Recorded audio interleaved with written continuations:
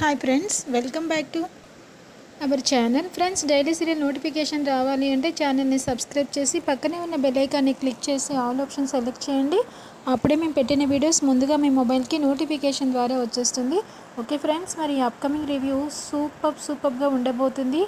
భూమికి మరి గగన్ ఇందుకు చేసిన హెల్ప్ తెలిసిపోయిందా?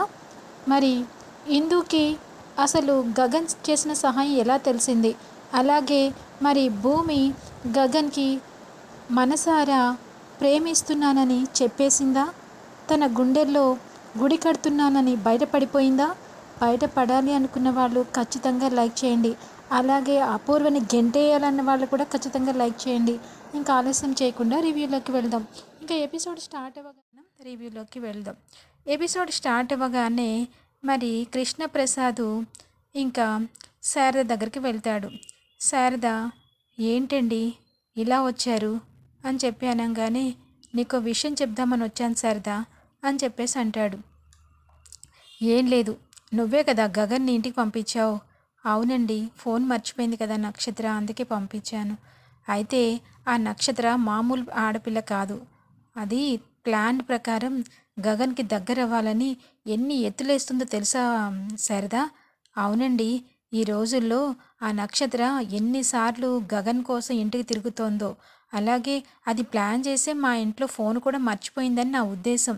అవును శారదా, అది ప్లాన్ చేసే మర్చిపోయింది అని చెప్పేసి అంటారు. ఇంతకీ గగన్ వచ్చి ఫోన్ ఇచ్చేశాడా? భూమి చూసిందా అని చెప్పేసి ఇద్దరు మాట్లాడుకుంటూ ఉంటారు. అవును, వచ్చాడు ఇచ్చాడు, కానీ నువ్వు అనుకున్నట్టు కంటే రివర్స్గా జరిగింది అక్కడ. ఏం జరిగిందండి? ఆ గగన్ అరటి తొక్క తిని ఆ నక్షత్రం అక్కడ వేయటంతో కాలు జారి నక్షత్రం మీద పడ్డాడు. దాంతో ఆ శరత్చంద్ర కోసం దాచిపెట్టడం కోసం వీళ్ళిద్దరిని దుప్పట్లో చుట్టి పక్కకేసింది ఆ అపూర్వ. అవునా అనగానే, ఏంటండి ఇంత ఘోరం జరిగిందా అని చెప్పి ఆశ్చర్యపోతుంది. అసలు అంతసేపు వాళ్ళు అలా ఉంటే భూమి మనసు నలిగిపోయిందనుకో, అప్పటికి మనిషి బయటపడిపోతుందేమోనని చూశాను. కానీ ఆ అమ్మాయి మనసు రాయో మరి ఏంటో తెలీదు. అసలు ఉలుగు లేదు పలుకు లేదు, షాక్ అయిపోయి అలా ఉంది. అయినా ఏమో గగన్కి ఎంత ఇబ్బంది పడ్డాడో ఏంటో అని చెప్పేసి అనగానే, వాడికి అలాంటివేమీ తెలియదండి, కానీ నా కొడుకు బంగారం. కానీ ఇలాంటివన్నిటికీ డిస్టర్బ్ అయ్యి ఆ నక్షత్రకి ఏమన్నా ఐ లవ్ యూ అని చెప్పేస్తాడేమోనని కంగారుగా ఉందండి. అంటే వాడంత వీక్నెస్ ఉన్నవాడు కాదులే శారద. వాడు నా కొడుకు, వాడు బంగారం. వాడు భూమినే ఇష్టపడ్డాడు, భూమినే ప్రేమిస్తున్నాడు, భూమినే పెళ్లి చేసుకోవాలి అనుకుంటున్నాడు. వాడంత జరిగినా వాళ్ళిద్దరి తల్లి కూతులకు వార్నింగ్ ఇచ్చి వెళ్ళాడు, కానీ వాడే నవ్వుతూ ఎంజాయ్ చేస్తున్నట్టు వెళ్ళలేదు శారదా అనగానే, అవునా అని చెప్పి ఆశ్చర్యపోతుంది. కూర్చోండి, కాఫీ తీసుకొచ్చి ఇస్తాను అంటే, లేదులే శారదా, బయలుదేరి వెళ్ళాలి అని చెప్పేసి అంటాడు. అదేంటండి, ఎప్పుడొచ్చినా నా చేతి కాఫీ కావాలని అడిగేవారు, ఇప్పుడేంటి వద్దంటున్నారు అంటే, ఏమో నాకు కొంచెం మనసు బాగాలేదు అని చెప్పి అంటాడు. మనసు బాగాలేనప్పుడే తాగాలండి అని చెప్పేసి అనగానే, అవును, తాగాలంటే గుర్తొచ్చింది, కాఫీ కాదు తాగాల్సింది, నా మనసుకి ఊరటనిచ్చి మందే తీసుకోవాలి అని అనుకుంటాడు. ఇంకా వెంటనే వంటింట్లోకి వెళ్ళి కాఫీ తీసుకొచ్చి ఇస్తుంది శారద. కాఫీ తాగి, థ్యాంక్ యూ శారద, నీలాంటి భార్యని నేను వదులుకొని ఆ ఇంటికి దగ్గర అవ్వటం నా దురదృష్టం. ఎంతైనా మీరంతా మంచివాళ్ళు, మీ అందరి మనసులు మంచివి, అందుకే మీరు ఆనందంగా ఉన్నారు. నేను ఆ ఇంట్లో రోజు చస్తూ బతుకుతూనే ఉన్నాను అని చెప్పేసి, సరే శారదా అని చెప్పేసి వెళ్ళిపోతాడు కృష్ణప్రసాద్. ఇంకా ఇదిలా ఉండగా మరి భూమి కారులో గగన్తో వస్తూ ఆ నక్షత్ర విషయాన్ని గుర్తు చేసుకుని గగన్ని చడామడ ఇచ్చేస్తూ ఉంటుంది. ఏయ్, ఏంటి, నేనేమైనా మనిషిని అనుకున్నావా, ఇంకేమైనా అనుకున్నావా? ఓ కొడుతూనే ఉన్నావు అనగానే, నాకు కొట్టడమే కనిపిస్తుంది, మీరు చేసిన చేష్టలు ఏమీ కనిపించటం లేదు కదా అని చెప్పి అంటుంది.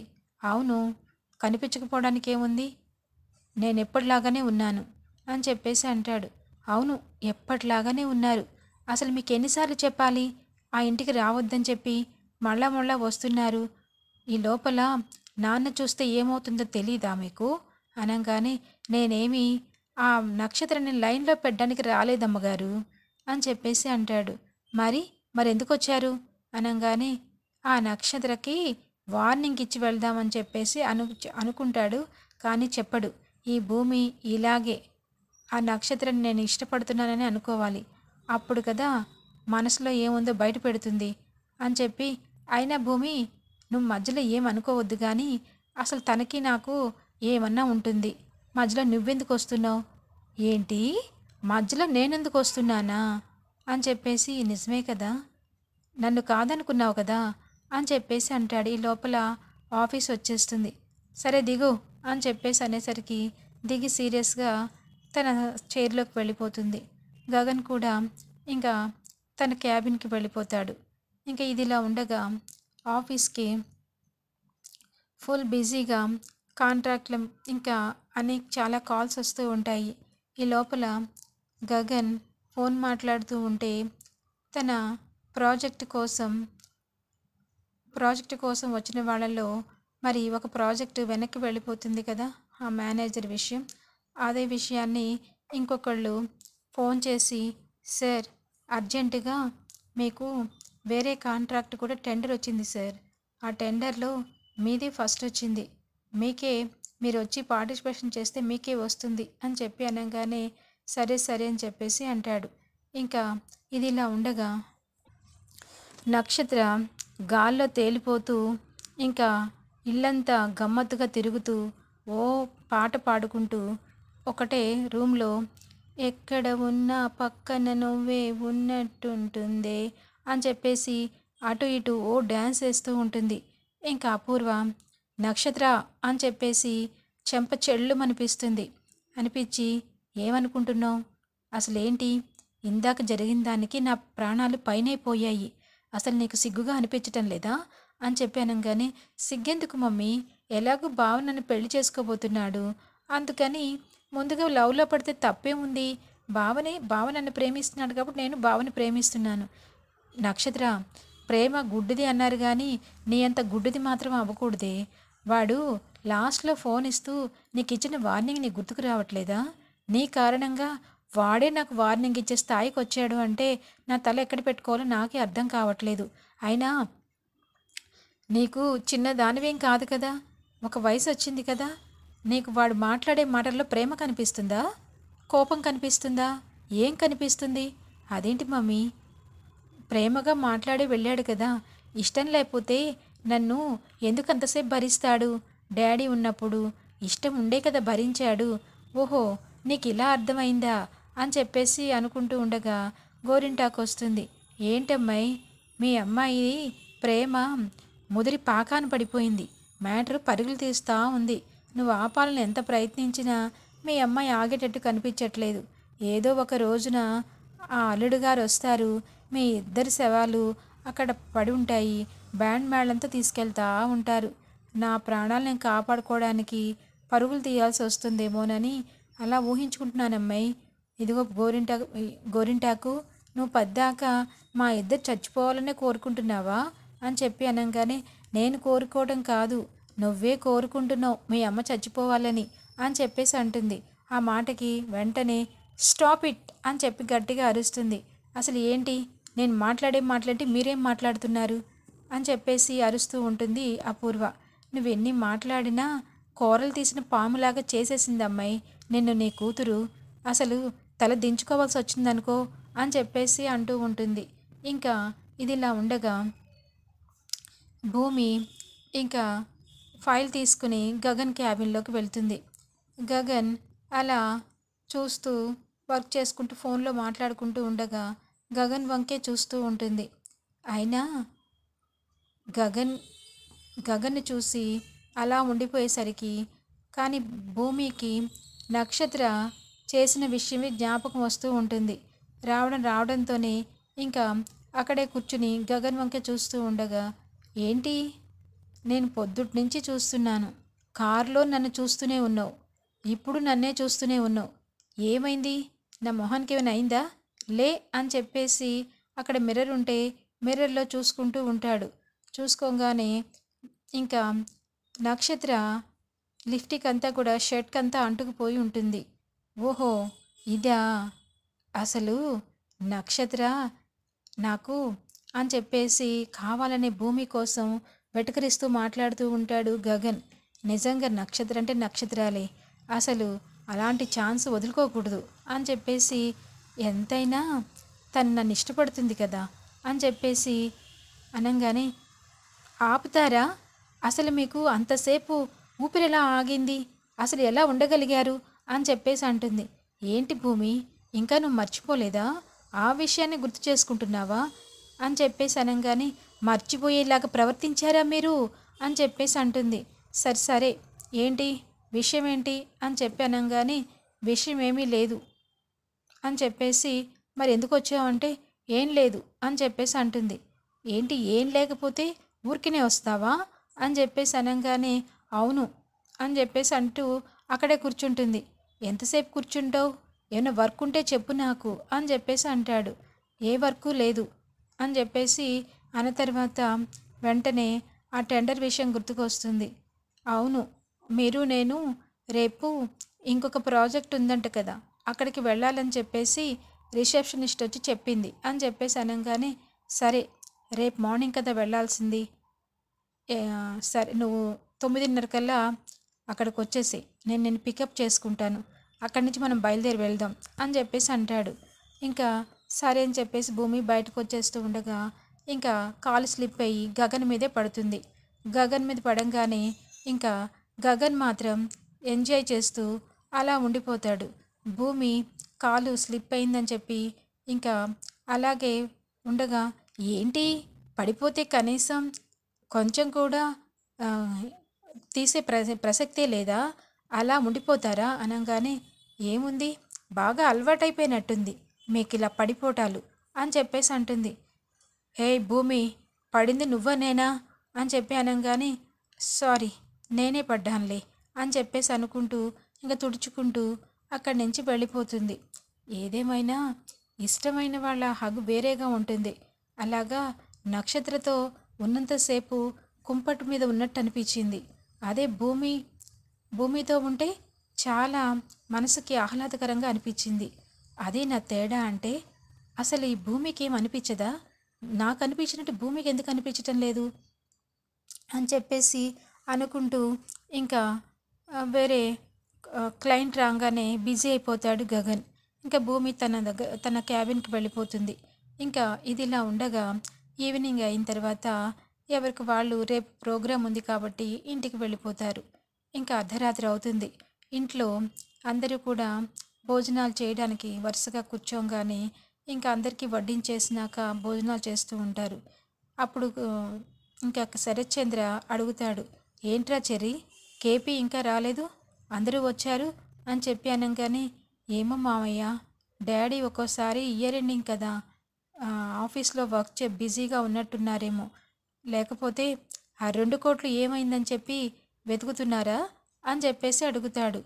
మీరు డిసైడ్ చేస్తారు కదా మామయ్య, డాడీనే తీసుకున్నారని చెప్పి, ఇంకేముంది అనగానే, ఏంట్రా నిజంగానే డిసైడ్ చేయకపోతే అసలు ఆ వంశీ వాళ్ళు కట్నం కావాలని ఇందుని అంత బాధ పెట్టినప్పుడు ఇప్పుడు కట్నం వద్దంటమేంటి, అసలు నాకు అర్థం కావట్లేదు అని చెప్పి అనగానే, నాకు అదే అర్థం కాలేదు మామయ్య, వాళ్ళు ఇందుని అసలు కట్నం కోసం టార్చర్ చేస్తూ ఇంట్లో నుంచి బయటకు పంపించేశారని చెప్పిన మనుషులు ఇంటికి పిలిచి నువ్వు కట్నం ఇస్తానంటే ఎందుకు వద్దన్నారన్నది అస్సలు అర్థం కావట్లేదు అని చెప్పేసి అనగానే, అర్థం కాకపోవడానికి ఏముంటుందిరా, ఒకసారి ఇంటికి వెళ్ళి ఇందుతో మాట్లాడితే కానీ అసలు విషయం ఏంటో తెలీదు అని చెప్పాను. కానీ సరే అన్నయ్య, రేపు ఇందుని చూడటానికి వెళ్ళి ఇందు పరిస్థితి ఎలా ఉందో నేను కనుక్కుంటాను అని చెప్పేసి అంటుంది మీరా. ఇంకా అందరూ భోజనాలు చేసిన తర్వాత ఎవరికి వాళ్ళు వాళ్ళ రూమ్లోకి వెళ్ళిపోతారు. ఇంకా శరత్చంద్ర తన రూమ్కి వెళ్తూ శోభాచంద్ర ఫోటో దగ్గరికి వెళ్ళి ప్రతిరోజు తనకి జరిగిన విషయాలన్నీ తన భార్యతో పంచుకోవటం మరి శరత్చంద్రకి అలవాటు కదా. అలాగే శోభాచంద్ర ఫోటో దగ్గరికి వెళ్ళి, మరి శోభ, ఇవాళ జరిగిన విషయం చూస్తూ ఉంటే ఇంట్లో ఎన్నో రకాల గొడవలు జరుగుతూ ఉన్నాయి, వీటన్నిటికీ కారణాలు ఏమన్నా కానీ మనసు చాలా బాధగా ఉంది శోభ అని చెప్పేసి అంటూ ఉంటాడు. ఏంటో ఎంతో నమ్మకంగా పనిచేస్తున్న కేపీ కూడా ఇలా 2 కోట్లు తన చేతుల మీదుగా మారాయి అంటే నా మనసు అంగీకరించటం లేదు. కానీ అపూర్వ అలా ఏమీ తప్పుడుగా మాట్లాడే వ్యక్తి కాదు. అపూర్వ అపూర్వది కూడా నిందించడానికి నాకేమీ అనిపించటం లేదు. పాపం ఈ విషయంలో అపూర్వని ఎన్నో రకాలుగా అంటున్నా తను భరిస్తుంది అని చెప్పేసి అనుకుంటూ ఏంటో ఏం జరుగుతుందో మనసుకి ప్రశాంతత లేకుండా పోయింది. అయినా ఇప్పటి వరకు కృష్ణప్రసాద్ రాలేదు. వాడికి ఏమన్నా నేను అన్న మాటలు గుండెకి గుచ్చుకున్నాయో ఏమో తెలీదు అని చెప్పేసి అనుకుంటూ బాధపడుతూ అక్కడే కూర్చుండిపోతాడు. ఇంకా భూమి తన రూమ్కి వెళ్ళిపోయి రాత్రి అయిన తర్వాత గగన్కి ఫోన్ చేస్తుంది. మరి ధరణి లాగానే ఎప్పటిలాగానే గగన్కి ఫోన్ చేసి మాట్లాడుతూ గగన్ ఏంటి ధరణి అన్ని విషయాలు చెప్పేసిందా నీ ఫ్రెండు అని చెప్పి అనగానే అవును అన్ని విషయాలు చెప్పింది అని చెప్పేసి అనగానే ఇంకా మీ ఫ్రెండ్కి రాత్రి అంతా నిద్ర పట్టదేమో అని చెప్పి అనగానే ఎందుకు పట్టదు? ఎందుకంటే జరిగిన విషయాలు అలాంటివి. ఒకటి తనకు జరిగింది, ఒకటి తన ఫ్రెండ్కి జరిగింది. చెప్పే ఉంటుంది కదా, మళ్ళీ నాతో చెప్పించుకోవటం ఎందుకు అని చెప్పి అనగానే ఆగండి ఎంతసేపు మా ఫ్రెండ్ విషయమే మాట్లాడతారు, మీ విషయం ఏంటి? అయినా మీరు ఏదో పైకి భూమినే ఇష్టపడుతున్నట్టు, భూమి తప్ప మరో వ్యక్తి ఇష్టం లేనట్టు అలా కథలు చెప్తూ ఉంటారు కదా, మరి ఇప్పుడేంటి ఆ నక్షత్రతో ప్రేమలో పడుతున్నారా అని చెప్పేసి అడుగుతుంది ధరణి. అవును ప్రేమలోనే పడుతున్నాను అని చెప్పానంగానే అని చెప్పేసి అవాక్కైపోతుంది. ఎందుకంత అవాక్కైపోతున్నావు? ఇప్పుడు భూమికి నేను నచ్చలేదు, భూమి నన్ను ఇష్టపడటం లేదు. ఇప్పుడు నేను నక్షత్రంతో లవ్లో పడితే తప్పే ఉంది? పాపం నక్షత్రం నన్ను గాఢంగా ప్రేమిస్తోంది కదా, తన ప్రేమ ముందు నా ప్రేమ ఎంత చెప్పు అని చెప్పి అనగానే అంటే ఒక 6 నెలల్లో ప్రేమ మారిపోతుందా? వేరే వాళ్ళు ప్రేమిస్తే ప్రేమించేస్తారా? అసలు మీ భూమి ఎందుకు ప్రేమించటం లేదు? భూమి మనసులో ఏముంది? అసలు భూమికి ఎందుకంత కోపం వస్తుంది అన్నది మీరు ఆలోచించరా అని చెప్పి అనగానే అంటే భూమి కోపం వచ్చేది, భూమి సంతోషపడేదన్నీ కూడా ఇంకా అలానే ఆలోచిస్తారా ఏంటి ధరణి? పిచ్చిగా మాట్లాడుతావు కానీ అని చెప్పి అనగానే చూడండి గగన్ గారు, నేను చెప్తున్నానని ఏమీ అనుకోకండి. అసలు నక్షత్రతో మీరు అలా చేస్తుంటే భూమికి ఎంత కోపం వస్తుందో తెలుసా? రానివ్వండి తప్పేముంది అని చెప్పి అనగానే రానివ్వటం కాదు, ఆ కోపంలో భూమి దగ్గర మీరు జాగ్రత్తగా ఉండాలి అని చెప్పి అనగానే పర్వాలేదులే భూమి నన్నేమందు అని చెప్పేసి అంటాడు. ఆ మాటకొస్తే నేను భూమి మనసులో ఏముందో చెప్పమని నీకు కూడా చెప్పాను, నువ్వు కూడా పట్టించుకోవట్లేదు. ఇంకా భూమి అయితే పూర్తిగా నన్ను పట్టించుకోవడం మానేసింది. ఇంకా మా అమ్మ కోసం నా తిప్పలు నేను పడాల్సిందే కదా ధరణి అని చెప్పేసి అంటాడు. నిజమేలేండి అని చెప్పేసి ఇంకొకసారి మాత్రం ఆ నక్షత్రకి దూరంగా లేకపోతే మిమ్మల్ని ఏం చేస్తుందో నాకే తెలీదు, జాగ్రత్తగా ఉండండి అని చెప్పి ఫోన్ కట్ చేస్తుంది. ఇంక ఈ లోపల ఇంట్లో వాళ్ళంతా కంగారుగా ఉంటారు. ఇదిలా ఉండగా రాత్రి అయిన తర్వాత కృష్ణప్రసాద్కి ఇంటికి వెళ్ళడానికి అస్సలు ఇష్టం రాదు. తను ఎలాగైనా సరే తన మీద పడ్డ మచ్చని ఆ అపూర్వని ఎలాగైనా శరత్చంద్ర గారి ముందు నిలబెట్టాలి, దోషిని ఎప్పటికైనా దోషే చేయాలి. అలా నిర్దోషిగా అందరి ముందు కలిసిపోయిన తర్వాత తను ఎంత ధైర్యం లేకపోతే ఒక మంచి మనిషిని పట్టుకుని 2 కోట్లు దాచేశానని నా మీద అంత అపనింద మోపుతుందా అని చెప్పేసి వెళ్ళి బార్లో కూర్చుంటాడు. సరే ఇంకా కృష్ణప్రసాద్ ఫోన్ కూడా సౌండ్ తీసేసి పాకెట్లో పెట్టుకుని మరి రిపీటెడ్ మోడ్లో గుర్తు చేసుకుంటూ చాలా వరకు డ్రింక్ చేసేస్తాడు. చేసిన తర్వాత ఇంకా ఇంటికి వెళ్ళడానికి కారు తీసుకుని బయలుదేరతాడు. ఇదిలా ఉండగా ఇంట్లో వాళ్ళంతా కృష్ణప్రసాద్ రాలేదని చెప్పి మీరా కంగారు పడిపోతూ ఉంటుంది. అన్నయ్య ఇంకా ఆయన రాలేదన్నయ్య అని చెప్పి అనగానే మరి శరత్చంద్ర ఫోన్ చేయంగానే సెక్యూరిటీ ఎప్పుడో వెళ్ళిపోయారు సార్, చాలాసేపు అయింది అని చెప్పి అనగానే చెర్రీ బయలుదేరిపోతాడు. ఈ లోపలే కారు వచ్చి ఆగుతుంది. అదిగో నాన్నొచ్చారు అంటుంది బిందు. ఇంకా వెంటనే దగ్గరికి వెళ్తాడు చెర్రీ. నడవలేక నడవలేక డోర్ కూడా తీయలేని పరిస్థితిలో ఉంటాడు కృష్ణప్రసాద్. ఇంకా డోర్ ఓపెన్ చేసి, ఏంటి నాన్న ఇది? ఆ అపూర్వ ఏదో అనిందని అదంతా మనసులో పెట్టుకుని మీరు ఆరోగ్యం పాడు చేసుకుంటారా? అసలు తన కోసం మీరు తాగి రావటం ఏంటి అని చెప్పి అనగానే, లేదురా, నా మనసు చాలా బాధపడిందిరా చెర్రీ. అసలు పిల్లల ముందు, భార్య ముందు నన్ను దొంగని చేసిందిరా. అది మామూలు ఆడది కాదు అని చెప్పేసి అనుకుంటూ లోపలికి రాగానే, ఇంకా ఏంటి కృష్ణప్రసాద్, నీకేమైనా బుద్ధి ఉందా? ఇలా తాగి వస్తావా అని చెప్పి అనగానే, తాగి వచ్చానా? తాగాను. మనసు బాగోకపోతే చచ్చిపోవాలి అనుకున్నాను బావగారు. తాగటం పెద్ద వింతేమీ కాదు అనగానే, నీకేమైంది? దర్జా అయినా ఇల్లుంది, పిల్లలున్నారు, నీకు కావాల్సినంత డబ్బుంది, నీకు చచ్చిపోవాల్సిన అవసరం ఏమొచ్చింది? అదే అనుకుంటున్నారు బావగారు. ఈ ఆస్తి నాదా, ఈ అంతస్తు నాదా? మీది కదా బావగారు. ఇక్కడ నేను ఒక నౌకరి ఉద్యోగం చేస్తున్నాను. నా నౌకరీతనానికి రూపాయి జీతం కూడా ఇవ్వరు మీరు. ఒకవేళ ఇచ్చినా నేను తీసుకోను కూడా. అలాంటి నిజాయితీగా ఉన్న వాళ్ళకి పనికిరాదు బావగారు. అవును, ఎందుకంటే ఈ ఇంటికి కాకముందే నా భార్యను పెళ్లి చేసుకుని అక్కడ వదిలేసి ఇక్కడ ఉన్నాను చూడు. అయినా ఏంటి కృష్ణప్రసాద్, పెళ్ళైన 30 ఏళ్ళకి ఇప్పుడు పెళ్లి గుర్తుకొచ్చిందా అనగానే, ఏంటి బావా తాగి వచ్చి మాట్లాడుతుంటే వాడితో మీకు మాటలు? చూడండి అపూర్వ గారు, నేను తాగొచ్చినా నిజాలు మాట్లాడుతున్నాను. మీ బాగోతమంతా బట్టబయలు చేస్తాను. మీరు ఎలాంటి తప్పులు చేశారో, మీ తప్పులేంటో పాపం ఈ మహానుభావులకి తెలీదు. మిమ్మల్ని దేవత అని నమ్ముతున్నారు. మీరు ఒక దెయ్యమని, మీ చెప్పేవన్నీ వేదాలన్నీ దెయ్యాలు వేదాలు చెప్తున్నట్టే ఉంటాయని సంగతి పాపం బావగారికి తెలియటం లేదు.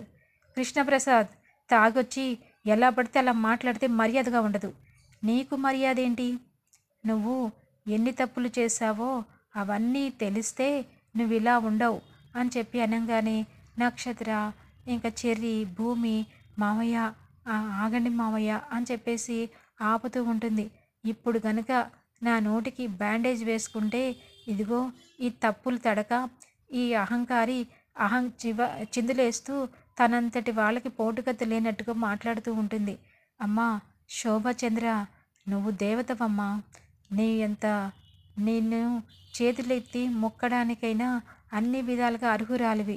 నువ్వు వెళ్ళిపోయిన తర్వాత ఆయన మనసు మార్చేసిందమ్మా అని చెప్పేసి శోభచంద్ర ఫోటో దగ్గరికి వెళ్ళి కన్నీరు మున్నీరు అవుతుంటాడు కృష్ణప్రసాద్.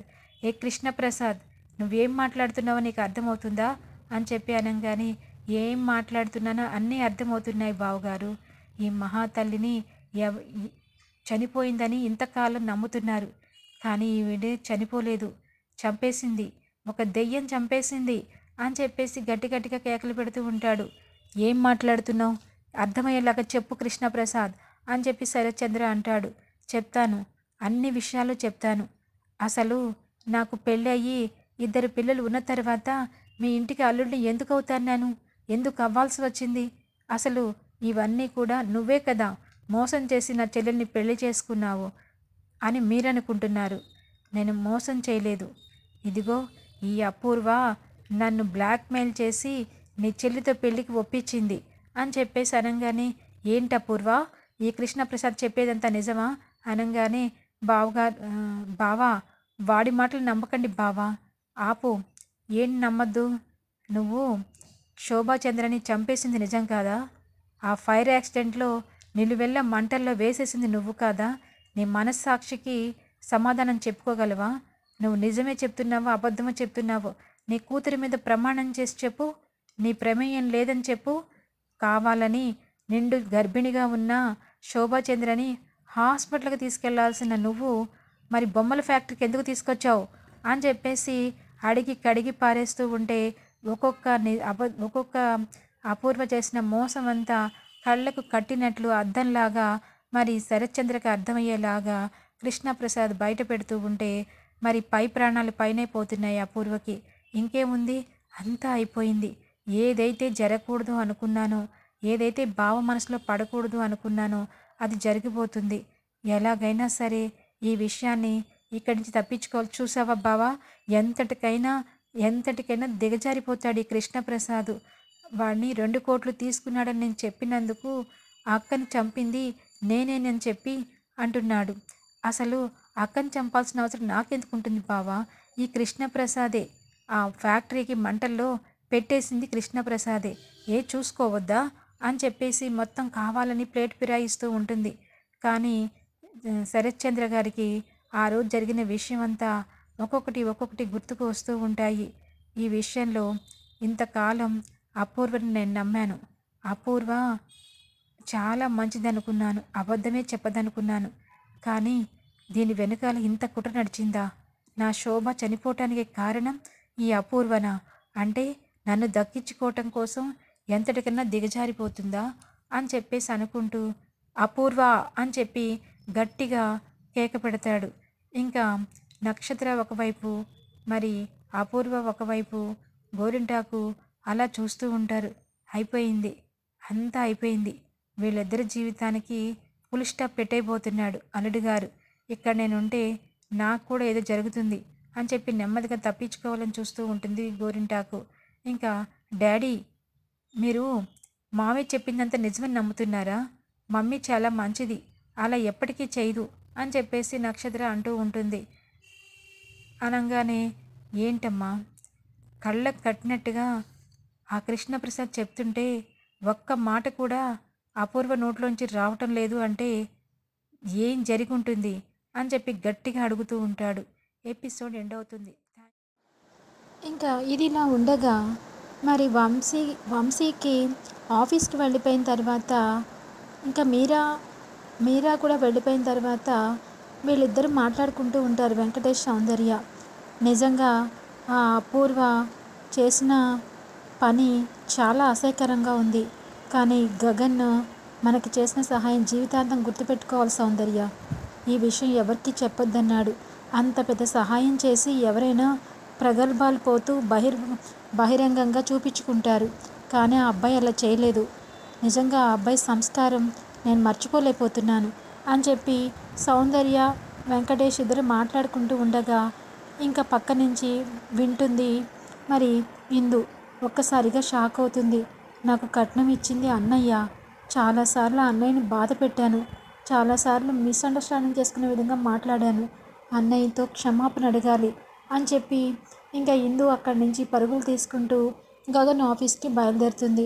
ఇంకా గగన్ ఆఫీస్లో ఉండగా వర్క్ చేసుకుంటూ ఉండగా స్పీడ్గా వచ్చి అన్నయ్య అన్నయ్య అని చెప్పి కాళ్ళ మీద పడి నన్ను క్షమించన్నయ్య అని చెప్పి బాధపడుతూ ఉంటుంది. ఏంటమ్మా కాళ్ళమే పడుతున్నావేంటి, నువ్వు పడ్డమేంటి అని చెప్పి లేమ్మా లే అని చెప్పేసి అంటూ ఉండగా ఇంకా అన్నయ్య నన్ను కొట్టన్నయ్య, నా చెంపలు వాయించన్నయ్య అని చెప్పేసి పటాపట కొట్టుకుంటూ ఉంటుంది. ఇందు ఆపమ్మా, నేనెవరిని? నీకు అన్నయ్యని. కష్టం వస్తే ఆదుకునే బాధ్యత లేకపోతే ఇంకెందుకు చెప్పు. లేదన్నయ్య, నాకు కట్నం ఇస్తానని అపూర్వ అత్తయ్య మోసం చేసి వదిలేస్తే నా ప్రాణాలు కాపాడావు, నన్ను ఇంటికి చేర్చావు, నాకు తెలియకుండా నాకు కట్నం ఇచ్చి నా కాపురాన్ని నిలబెట్టావు. ఇంతకంటే ఏం కావాలన్నయ్య? నీ రుణం ఈ జీవితంలో మర్చిపోలేనన్నయ్య.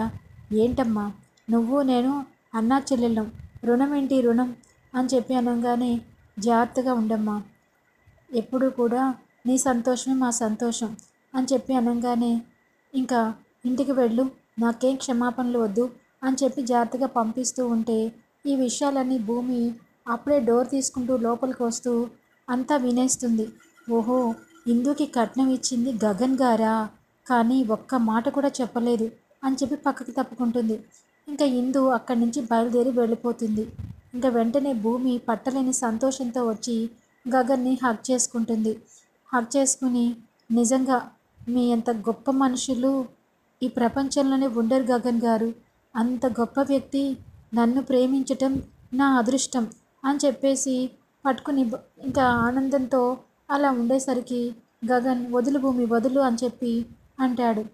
ఇంకా వెంటనే భూమి చూస్తుండగా అయినా ఎంత గొప్ప వ్యక్తి అయినా ఏం లాభం ఉంది భూమి, ఆ ప్రేమించిన వ్యక్తి గుండెల్లో కొంచెం స్థానం కూడా సంపాదించలేకపోయాను, అంతకంటే ఘోరమైన పరిస్థితి ఎవరికన్నా ఉంటుందా అని చెప్పేసి అనగానే క్షమించండి, ఇంకా మీకు ఇప్పటికైనా స్థానం దొరకలేదని బాధపడుతున్నారు, ఎప్పటికైనా దొరకొచ్చేమో, మనసు మారొచ్చేమో అన్నట్టుగా అర్థం చేసుకోమన్నట్టుగా చూస్తూ ఉంటుంది భూమి. మరి భూమి గగన్లు ఒకరినొకరు అర్థం చేసుకుని వాళ్ళ ప్రేమ ముందుకు వెళ్ళాలి అని చెప్పి మనస్ఫూర్తిగా కోరుకుందాం. Thanks for watching.